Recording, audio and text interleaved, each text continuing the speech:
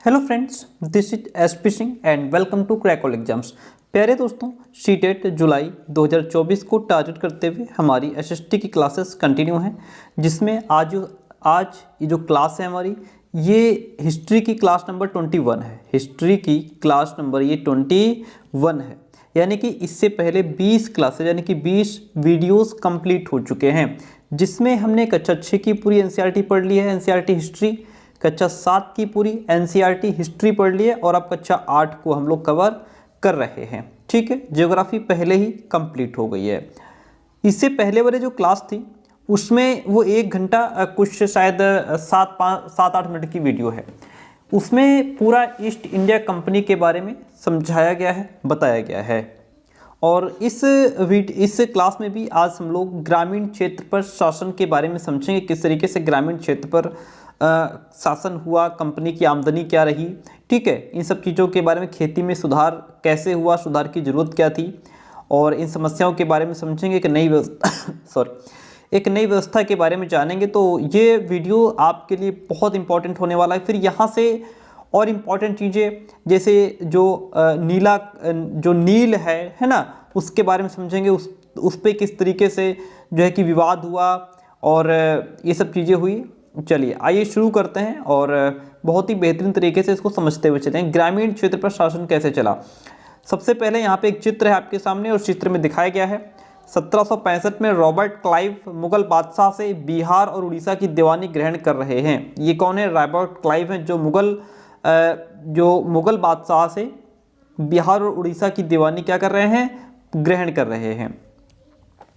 Company दीवान बन गई। कैसे कंपनी दीवान बन गई भाई, आइए समझते हैं, देखिएगा। चलिए, जो भी विद्यार्थी एनसीईआरटी पढ़ रहा है वो बहुत सही डायरेक्शन में जा रहा है, क्योंकि पूरा पेपर वहीं से आता है।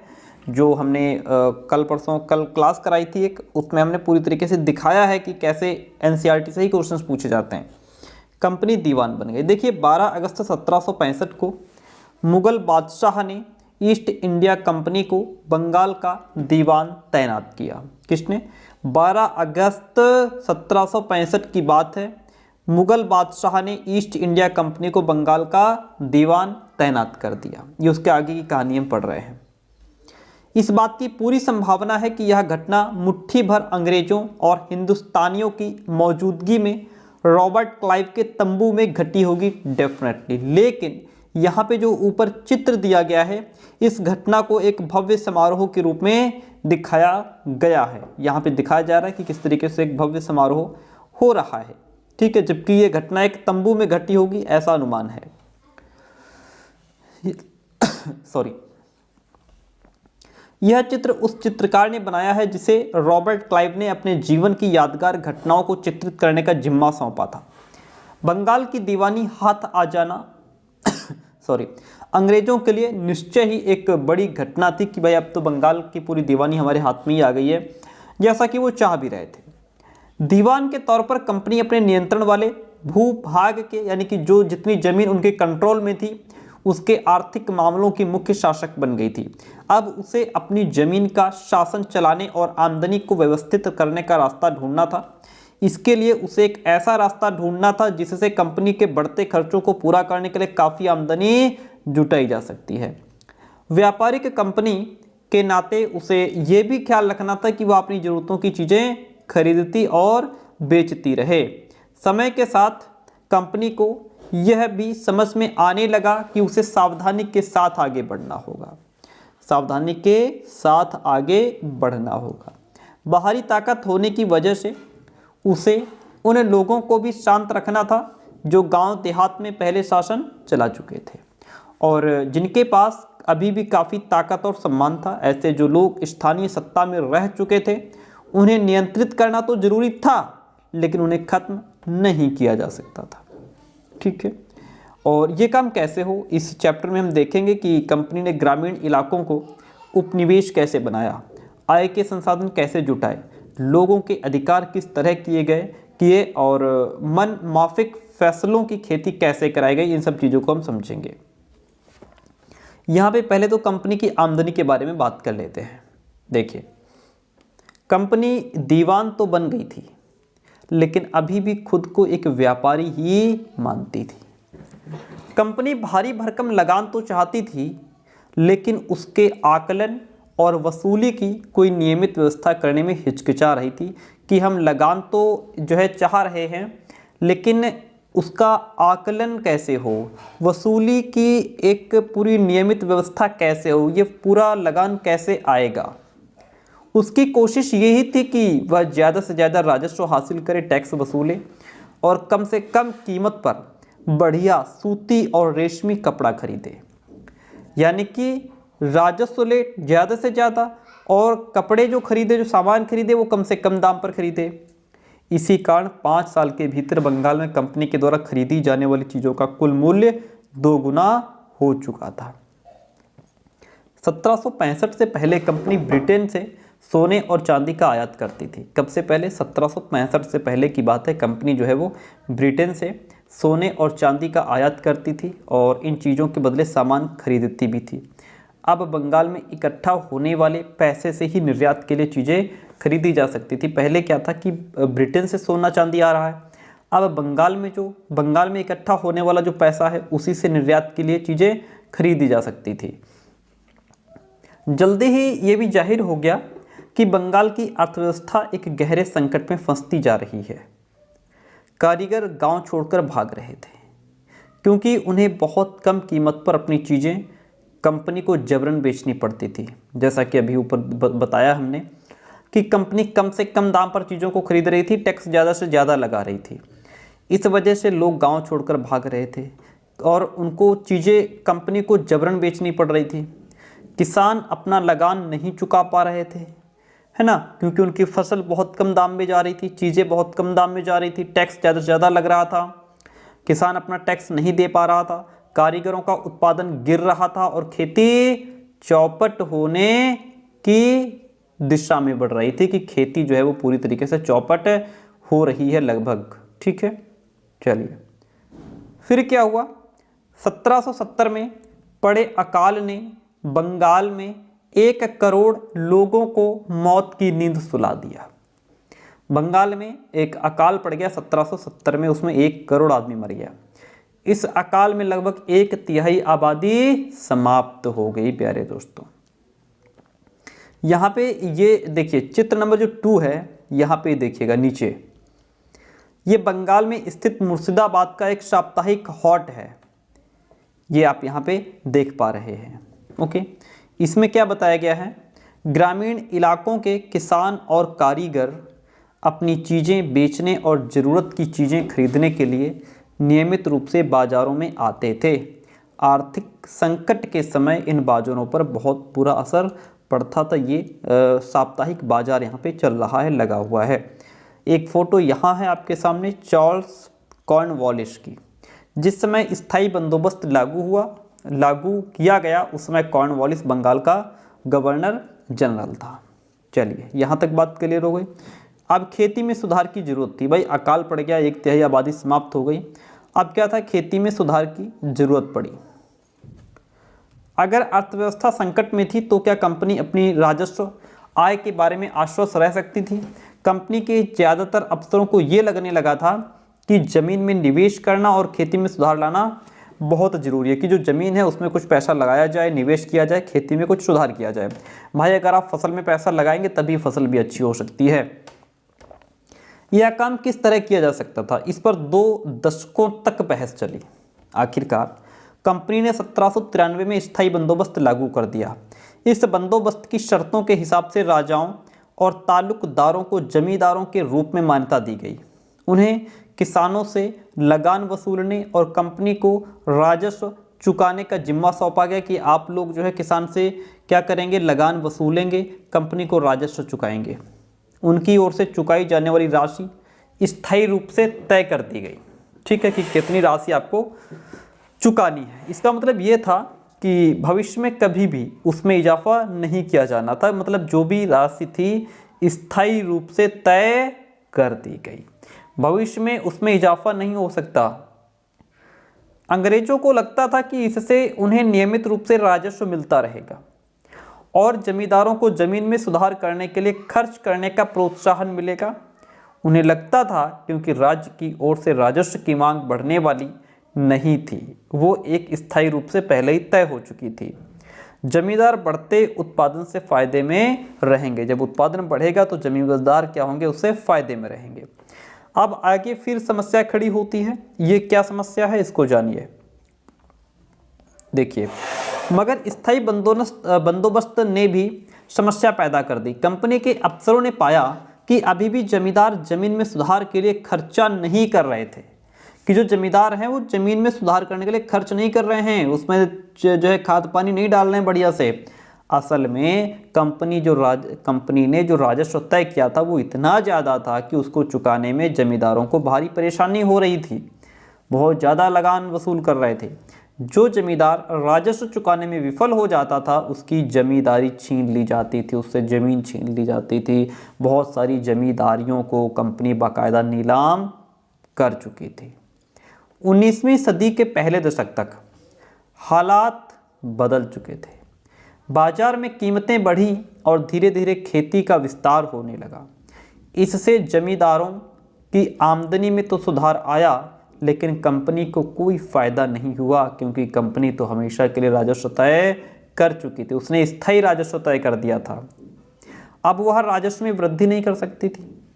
लेकिन जमींदारों को अभी भी ज़मीन की बेहतरी में कोई दिलचस्पी नहीं थी कि हम अपनी ज़मीन को बेहतर करें, क्योंकि उनके ऊपर टैक्स बहुत ज़्यादा था। पैसा लाएं, उसमें लगाएं, फिर उसका टैक्स दें, फिर फसल उसकी नहीं आगे सेल हो रही।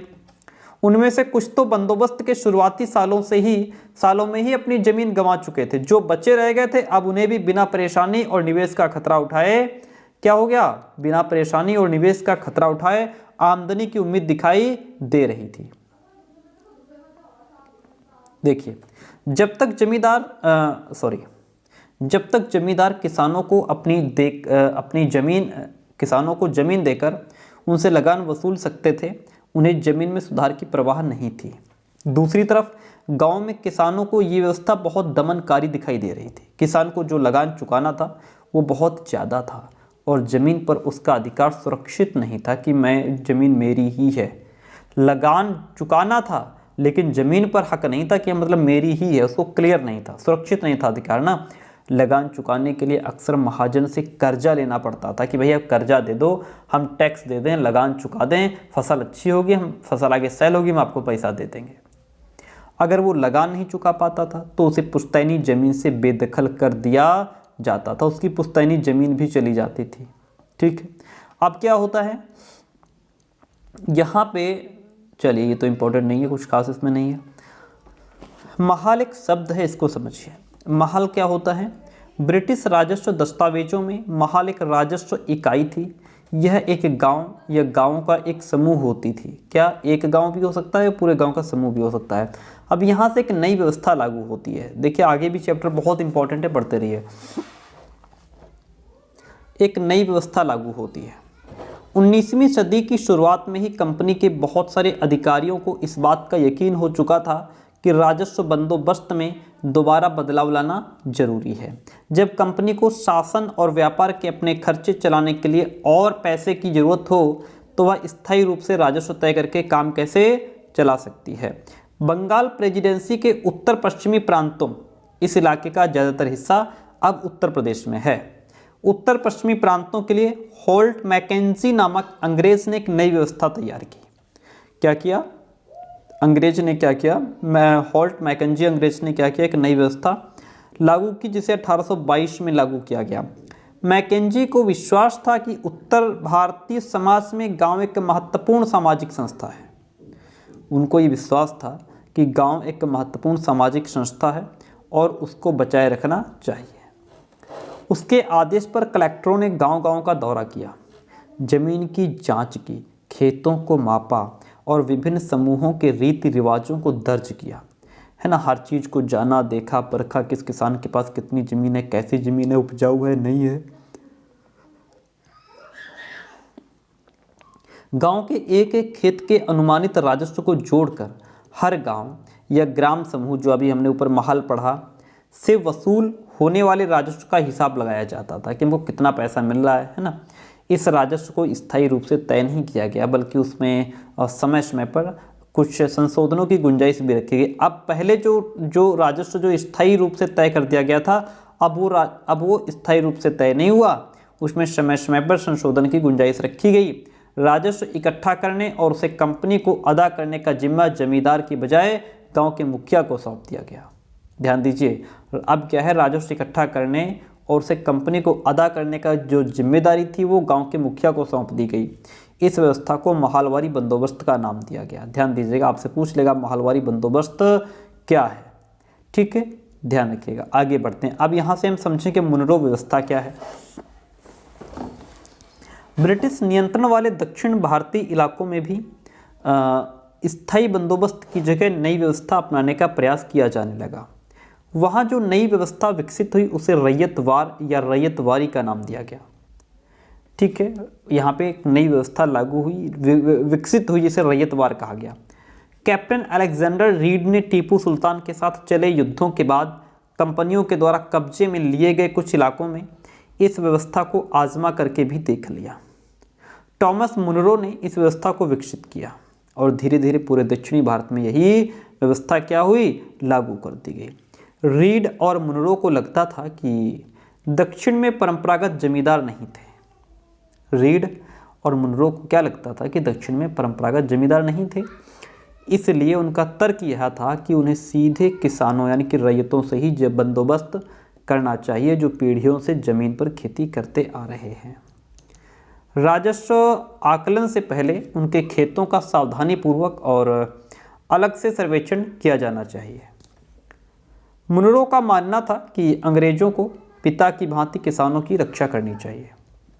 ठीक है, इतनी बात क्लियर होती है। अब क्या है, यहाँ पे एक पिक्चर आप देख पा रहे हैं, ये है मद्रास का गवर्नर टॉमस मुनरो। ओके, चलिए आगे बढ़ते हैं। सब कुछ ठीक नहीं था। क्या ठीक नहीं था भाई? नई व्यवस्था यहाँ पे लागू होने के बाद महज कुछ साल के भीतर उनमें समस्याएं दिखाई देने लगी। ठीक है, जमीन से होने वाली आमदनी बढ़ाने के चक्कर में राजस्व अधिकारियों ने बहुत ज़्यादा राजस्व तय कर दिया, बहुत ज़्यादा। किसान राजस्व चुका नहीं पा रहे थे, रैयत गांव से भाग रहे थे, बहुत सारे क्षेत्रों में गांव वीरान हो गए। आशावादी अफसरों को उम्मीद थी कि नई व्यवस्था किसानों को संपन्न उद्यमशील किसान बना देगी, लेकिन ऐसा नहीं हुआ। यूरोप के लिए फसलों की बात करेंगे। देखिएगा, अंग्रेजों ने यह भी महसूस किया कि ग्रामीण इलाके न केवल राजस्व प्रदान कर सकते हैं बल्कि वहाँ यूरोप की ज़रूरतों के हिसाब से सही फसलें भी पैदा की जा सकती हैं। जरूरी नहीं कि हम उनसे राजस्व ही वसूलें, फसलें भी हम पैदा कर सकते हैं उनकी ज़मीन पे। 18वीं सदी के आखिर तक कंपनी ने अफीम और नील की खेती पर पूरा जोर लगा दिया था। 18वीं सदी के आखिर तक कंपनी ने क्या किया, अफीम और नील की जो खेती थी उस पर पूरा जोर लगा दिया। इसके बाद लगभग 150 साल तक अंग्रेज देश के विभिन्न भागों में किसी न किसी फसल के लिए किसानों को मजबूर करते रहे, है ना, कि आप ये फसल उगाओ, ऐसे उगाओ। जैसे बंगाल में पटसन हो गया, असम में चाय उगाने पर जोर दिया, संयुक्त प्रांत यानी कि उत्तर प्रदेश में गन्ना जो कि आज भी यूपी में बहुत ज़्यादा होता है, पंजाब में गेहूं की फसल पंजाब में बहुत होती है, महाराष्ट्र और पंजाब में कपास, मद्रास में चावल। ये कैसे किया गया? अंग्रेज़ों ने अपनी ज़रूरत की फसलों की खेती को फैलाने के लिए कई तरीके अपनाए। ओके, तो अब इसको हम आगे समझेंगे। देखिए, क्या रंग का भी कोई इतिहास है कि रंग कहाँ से आए? इसके बारे में जानिए। एक कलमकारी छापा 20वीं सदी भारत का है और ये मॉरिस कॉटन छापा 19वीं सदी का उत्तरार्ध इंग्लैंड की। ये जो पेंटिंग है ये इंग्लैंड की है, ये भारत की है।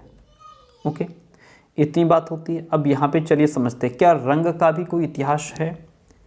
यहाँ पे दो चित्र हैं। सूती कपड़े के छापों की दो तस्वीरें दी गई हैं। बाईं तरफ की तस्वीर में भारत में आंध्र प्रदेश के बुनकरों के द्वारा बनाए गए कलमकारी छापे दिखाई दे रहे हैं।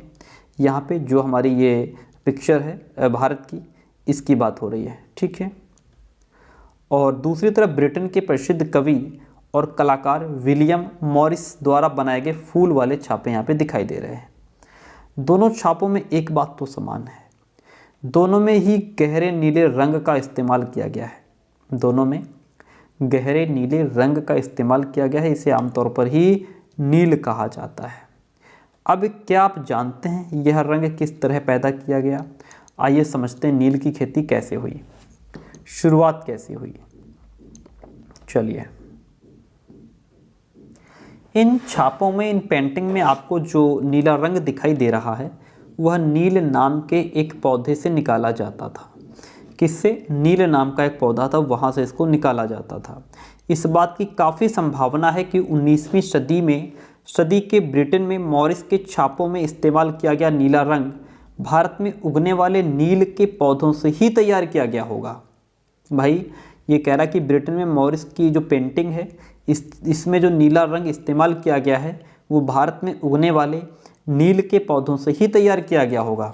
उस समय भारत दुनिया में नील का सबसे बड़ा स्रोत हुआ करता था, यानी कि सोर्स होता था किसका? नील का। भारत सबसे बड़ा। भारतीय नील की मांग क्यों थी? जो हमारा भारतीय नील है इसकी इतनी डिमांड क्यों थी? नील का पौधा मुख्य रूप से उष्णकटिबंधीय इलाकों में ही उगता है। ये भी आप ध्यान रखिएगा, आपसे क्वेश्चन पूछ लेगा। नील का पौधा मुख्य रूप से किन इलाकों में उगता है? उष्णकटिबंधीय। 13वीं सदी तक इटली, फ्रांस और ब्रिटेन के कपड़ा उत्पादक कपड़े की रंगाई के लिए भारतीय नील का ही इस्तेमाल कर रहे थे। 13वीं सदी तक चाहे इटली हो, फ्रांस हो, ब्रिटेन हो, ये जो कपड़ा उत्पादक थे, कपड़े की रंगाई के लिए जो नीला कलर होता था वो भारत से ही जा रहा था, यही इस्तेमाल कर रहे थे। उस समय भारतीय नील की बहुत बड़ी मात्रा ही यूरोपीय बाज़ारों में पहुंचती थी। उसकी कीमत भी बहुत ऊंची रहती थी, इसलिए यूरोपीय कपड़ा उत्पादकों को बैंगनी और नीले रंग बनाने के लिए वोड नामक एक और पौधे पर निर्भर रहना पड़ता था, क्योंकि टोटल नील जो है भारत से जाता था। तो अब ये सोचते थे कि मतलब कभी कभी नहीं भी पहुंच पाता, तो ये बैंगनी और नीले रंग बनाने के लिए वोड नामक एक और पौधा था, ये उस पर डिपेंड रहते थे। वोड पैदा शीतोष्ण क्षेत्र में उगता था और नील का पौधा हमारा उष्णकटिबंधीय था, इसलिए यूरोप में आसानी से मिल जाता था। उत्तरी इटली, दक्षिणी फ्रांस और जर्मनी तथा ब्रिटेन के कई हिस्सों में यह पौधा उगता था। नील के साथ प्रतिस्पर्धा से परेशान यूरोप के वोड उत्पादकों ने अपनी सरकारों पर दबाव डाला कि वे नील के आयात पर पाबंदी लगा दें। भाई वो क्या कर रहे थे कि जैसे उनके पास वोड नामक जो पौधा उनके पास था, तो वो चाह रहे थे कि इसी से हम अपना काम करें, है ना, अपना काम चलाएं। तो यहाँ पे नील के कंपटीशन से परेशान थे यूरोप के वोड उत्पादक। वो चाहते थे कि अगर नील बंद हो जाएगी तो हमारा वोड का जो उत्पादक है वो और ज़्यादा बढ़ जाएगा, इसलिए वो चाहते थे कि नील का जो आयात हो रहा है भारत से वो बंद हो जाना चाहिए, ताकि हमारा वोड जो है वो आगे बढ़े। मगर कपड़े को रंगने वाले तो नील को ही पसंद करते थे। नील से बहुत चमकदार नीला रंग मिलता था, जबकि वोड से मिलने वाला रंग बेजान और फीका होता था। उसमें इतनी चमक नहीं थी, इतनी दम नहीं थी। 17वीं सदी तक आते आते यूरोपीय कपड़ा उत्पादकों ने नील के आयात पर लगी पाबंदी में ढील देने के लिए अपनी सरकारों को राजी कर लिया कि उसमें कुछ ढील देती जाए। कैरिबियाई द्वीप समूह स्थित सेंट डोमिंग्यू में फ्रांसीसी, ब्राज़ील में पुर्तगाली, जमैका में ब्रिटिश और वेनेजुएला में स्पेनिश लोग नील की खेती करने लगे। उत्तरी अमेरिका के भी बहुत सारे भागों में नील के बागान सामने आ गए थे। नील के बड़े बड़े बागान जो है तैयार किए जा रहे थे। फिर क्या हुआ? चलिए आगे बात करते हैं। 18वीं शताब्दी के आखिर तक, 18वीं शताब्दी के लास्ट तक भारतीय नील की मांग और बढ़ गई। ब्रिटेन में औद्योगिकरण का युग शुरू हो चुका था। उसके कपास उत्पादन में भारी इजाफा हुआ। जब कपड़ों की रंगाई की मांग और तेज़ी से बढ़ने लगी, जब नील की मांग बढ़ी, उसी दौरान वेस्ट इंडीज़ और अमेरिका से मिलने वाली आपूर्ति अनेक कारणों से बंद हो गई। 1783 से 89 के बीच दुनिया का नील उत्पादन आधा रह गया था। ठीक, ब्रिटेन के रंगरेज अब नील की आपूर्ति के लिए बेचैनी से किसी और स्रोत की तलाश कर रहे थे कि हमको नील कहाँ से मिल सकता है। भारत में ब्रिटेन की बढ़ती दिलचस्पी। यूरोप में नील की बढ़ती मांग को देखते हुए ईस्ट इंडिया कंपनी भी भारत में नील की खेती बढ़ाने का रास्ता ढूंढने लगी कि यहाँ से जो नील है वो बड़े लेवल पे जो है निर्यात हो रहा है, तो हमें भी नील की खेती करनी चाहिए, करवानी चाहिए। बागान क्या होता है? देखिए, एक विशाल खेत जिस पर बागान मालिक बहुत सारे लोगों से जबरन काम करवाता था। कॉफ़ी, गन्ना, तंबाकू, चाय और कपास आदि के विषय में बागानों का जिक्र किया जाता है। ठीक है, चलिए अब यहाँ से हम आगे समझते हैं भारत में ब्रिटेन की बढ़ती दिलचस्पी। तो ईस्ट इंडिया कंपनी भी भारत में नील की खेती बढ़ाने के रास्ते ढूंढने लग गई कि हम जो है यहाँ पे भारत में नील की खेती को बढ़ाएं। और एक पिक्चर है यहाँ पे, इस पिक्चर के बारे में थोड़ा पढ़ लीजिए। पहले तो आप पिक्चर देखिएगा, है ना। इसमें कैसे एक जो है कि बहुत तगड़ी लड़ाई हो रही है और ये जो मजदूर हैं वही अपने मालिकों को मार रहे हैं। यहाँ पे समझिए कैसे। सेंट डोमिंगो में गुलामों की बगावत, जो गुलाम लोग हैं उनकी बगावत हो रही है। अगस्त 1791 जनवरी इश्कुहदोल्स्की का चित्र है ये। 18वीं सदी में फ्रांसीसी बागान मालिकों ने कैरिबियाई द्वीप समूह में स्थित फ्रांसीसी उपनिवेश सेंट डोमिंगो में नील और चीनी का उत्पादन शुरू कर दिया। इन बागानों में काम करने वाले अफ्रीकी गुलाम 1791 में बगावत पर उतर आए। उन्होंने बागान जला दिए और अपने धनी मालिकों को मार डाला।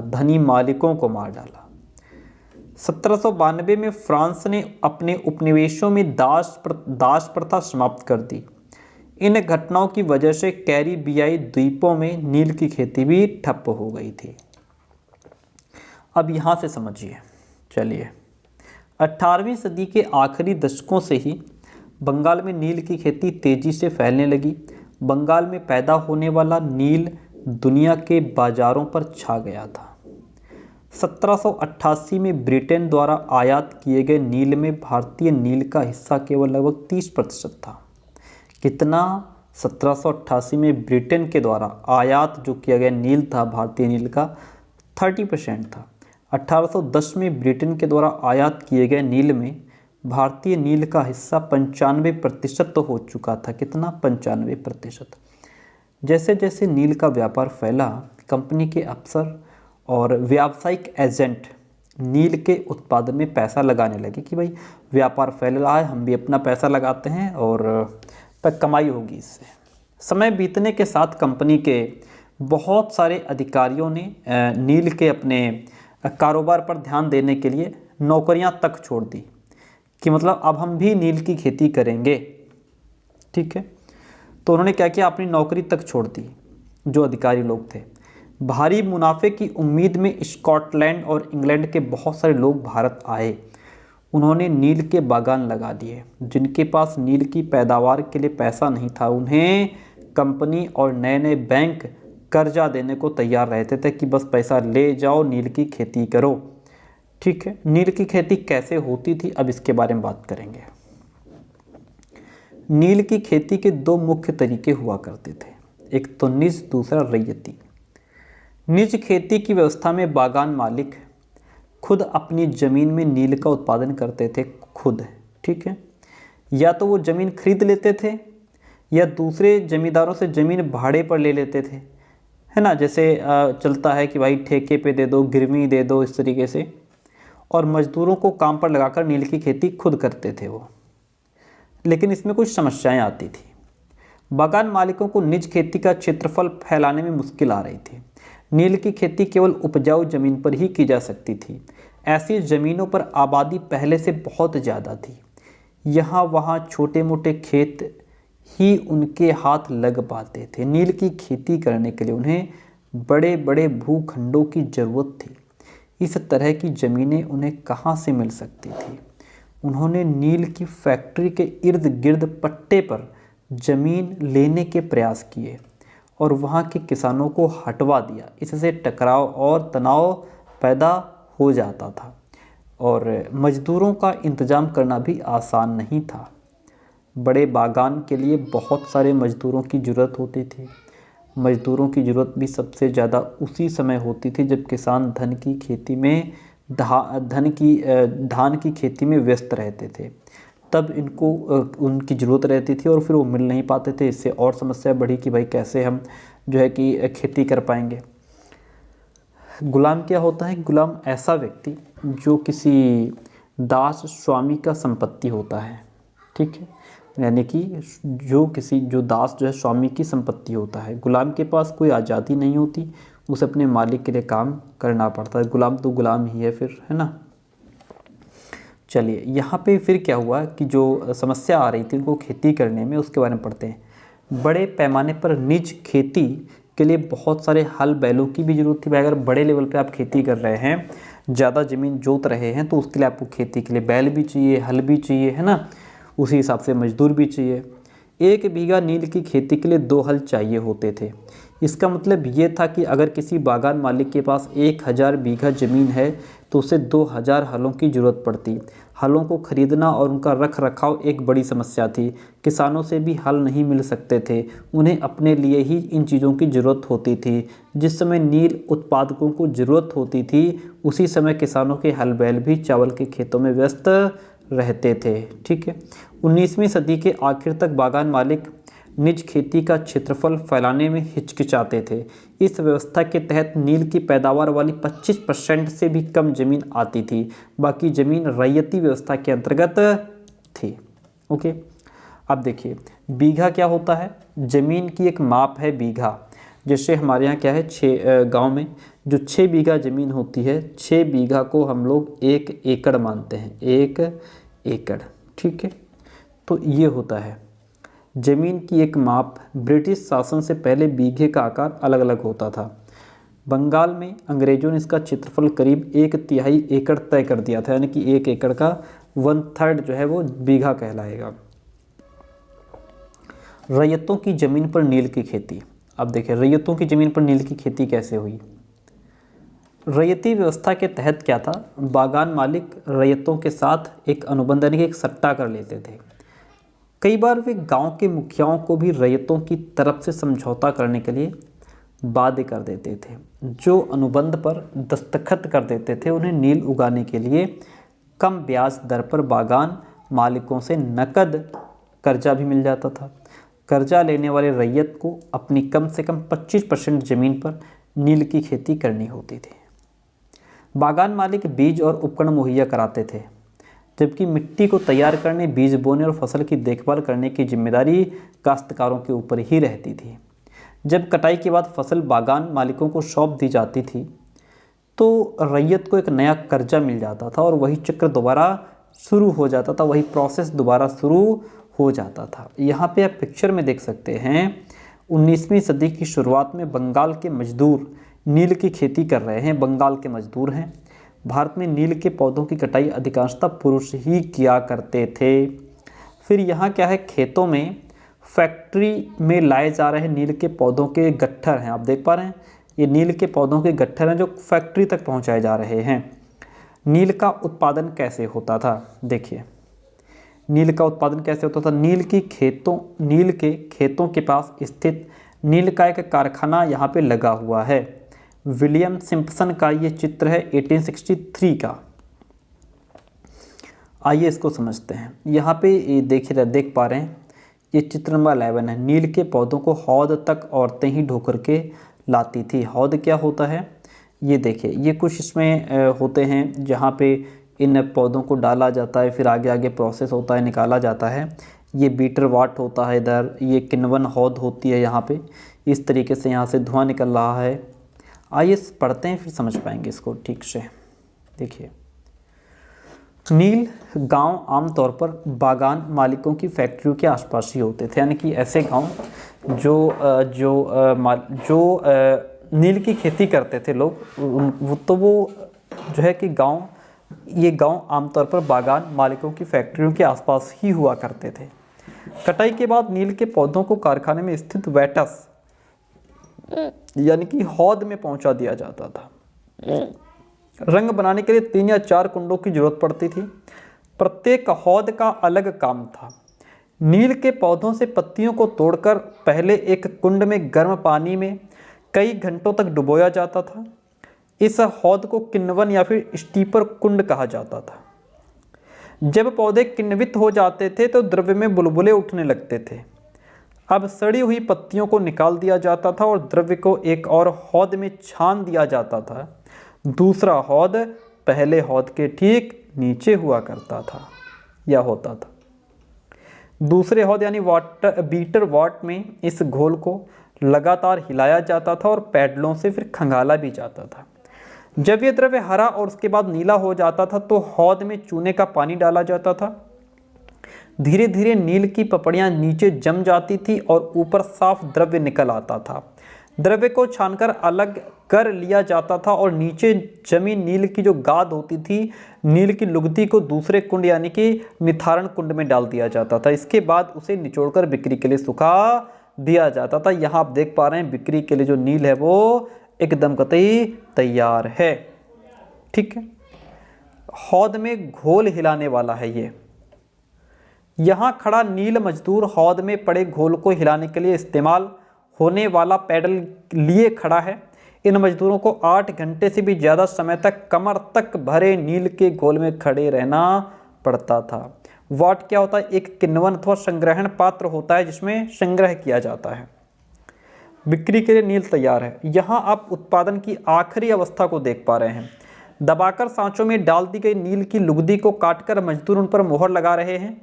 पीछे वाले हिस्से में एक मजदूर इन टुकड़ों को सुखाने के लिए ले जा रहा है। ठीक है, यहाँ पे कुछ टुकड़े हैं जिन पर एक आदमी मोहर लगा रहा है और ये यहाँ पे ये देखिए ये मोहर लगा रहा है। ठीक है, ये उनको लेकर के जा रहा है। ये सारा प्रोसेस चल रहा है। चलिए, जो किसान पहले इन कर्जों से बहुत आकर्षित थे उन्हें जल्दी ही समझ में आ गया कि यह व्यवस्था कितनी कठोर है। उन्हें नील की जो कीमत मिलती थी वह बहुत कम थी और कर्जों का सिलसिला भी कभी खत्म ही नहीं होता था। समस्याएं और भी थी। बागान मालिक चाहते थे कि किसान अपने सबसे बढ़िया खेतों में ही नील की खेती करें, लेकिन नील के साथ परेशानी ये थी कि उसकी जड़ें बहुत गहरी होती थी और वह मिट्टी की सारी ताकत खींच लेती थी। नील की कटाई के बाद वहाँ धान की खेती नहीं की जा सकती थी। अब नील विद्रोह और फिर उसके बाद की कहानी को पढ़िए। देखिए, थोड़ा सा टॉपिक बचा है, इसको पढ़ लेते हैं, फिर क्लास एंड हो जाएगी। नील विद्रोह देखिएगा, बहुत इंपॉर्टेंट, बहुत बढ़िया। यहाँ से कई क्वेश्चंस पूछे जाते हैं आपके। नील विद्रोह मार्च 1859 में बंगाल के हजारों रैयतों ने नील की खेती से इनकार कर दिया। जैसे जैसे विद्रोह फैला, रैयतों ने बागान मालिकों को लगान चुकाने से भी इनकार कर दिया। ओके, वे तलवार, भाले, तीर कमान लेकर के नील की फैक्ट्रियों पर हमला करने लगे। औरतें अपने बर्तन लेकर के लड़ाई में कूद पड़ी। मैंने नहीं कुछ मिला तो बर्तन लेकर के कूद पड़ी, है ना। बागान मालिकों के लिए काम करने वालों का सामाजिक बहिष्कार कर दिया गया। बागान मालिकों के लिए जो काम कर रहे थे उनका सामाजिक बहिष्कार कर दिया गया। बागान मालिकों की तरफ से लगान वसूली के लिए आने वाला गुमास्ता एजेंटों की पिटाई की गई।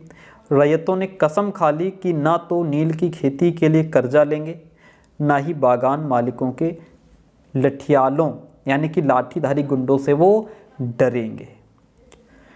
नील के किसान चुप बैठने को तैयार। ये एक कहानी है, कहानी की तरह पूरा प्रोसेस एक समझ लीजिए, इसमें कुछ खास समझाने को है नहीं। ओके, बस आपको पता होना चाहिए चीज़ें, पता नहीं कहाँ से स्टेटमेंट बना करके पूछ ले, तो इसलिए नील के किसान चुप बैठने को तैयार नहीं थे। क्यों? उन्हें बगावत की ताकत कहाँ से मिली? क्यों वो इतनी ताकत दिखा रहे थे? क्यों लड़ने को तैयार थे? क्यों कह रहे थे हम कर्जा नहीं डर लेंगे और ना तो हम मालिकों से डरेंगे? इसमें कोई शक नहीं कि नील की खेती अत्यंत दामनात्मक थी, लेकिन जो लोग दबे होते हैं वे हमेशा बगावत नहीं करते। ऐसा कभी कभी ही होता है, कभी कभी करते भी हैं बगावत और फिर इतनी तगड़ी करते हैं कि बहुत ज़्यादा। 1859 में नील रैयतों को लगा कि बागान मालिकों के खिलाफ बगावत में उन्हें स्थानीय जमींदारों और मुखियाओं का भी समर्थन मिल सकता है। बहुत सारे गांव में जिन मुखियाओं से नील के अनुबंधों पर जबरन दस्तखत कराए गए थे, उन्होंने ही नील किसानों को इकट्ठा किया और लठियालों के साथ आमने सामने की लड़ाई भी लड़ी थी। कई स्थानों पर रैयतों को बगावत के लिए उकसाते हुए खुद जमींदार गांव-गांव घूमने लगे और जमींदार इस बात से परेशान थे कि बागान मालिकों की ताकत बढ़ती जा रही थी और बागान मालिक जबरन लंबे समय के लिए उनसे ज़मीन ले लेते थे। नील के किसानों को ये भी लग रहा था कि अंग्रेजी सरकार भी संघर्ष में उनका साथ देगी। 1857 की बगावत के बाद ब्रिटिश सरकार एक और व्यापक विद्रोह के खतरे से डरी हुई थी। जब नील की खेती वाले जिलों में एक और बगावत की खबर फैली तो लेफ्टिनेंट गवर्नर ने 1859 की सर्दियों में इलाके का दौरा किया।